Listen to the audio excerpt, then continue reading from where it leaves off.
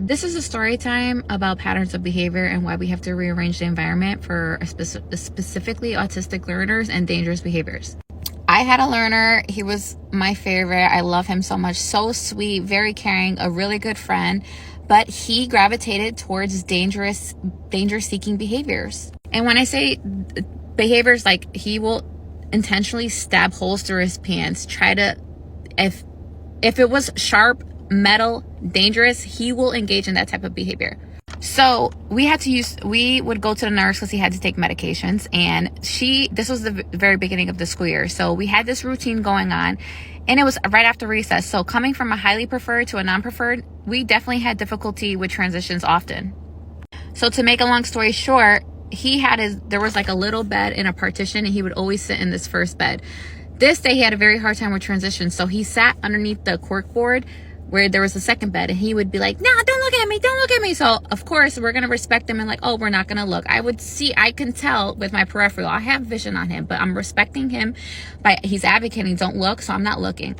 So there were pins on this cork board, and I see him get up and he grabs one and he sits down immediately and he starts drinking his milk. And so I just go like this. I'm not saying give it to me. I'm not using a verbal prompt because I already know he's already escalated. So he knows what this means because he knows that I know that he got that. So what does he do? He puts it in his mouth and he's chomping on. He's like, and I'm staying neutral. Okay. I know because I've worked with him for 2 years and I understand. I know what he's looking for. So I'm just like, come on, we're going to go. What are we doing next? Like, we just got to finish our milk and we're going to go back to our room and we can have a break, right? I'm trying to redirect him from that engaging behavior and not giving so much attention. And I'm not showing that I'm like, ugh, I understand my learner, okay? This is not for everyone. So you need to really understand your learner and know what is reinforcing for them. And you need to know your learner.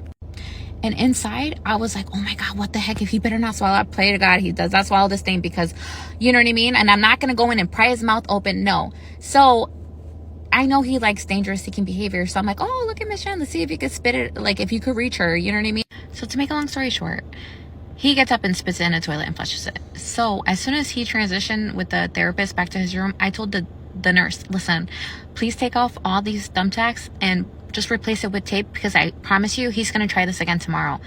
Tomorrow happened. He did the same. Don't look at me. Don't look at me. He looked up. He went to go grab another pin. It wasn't there.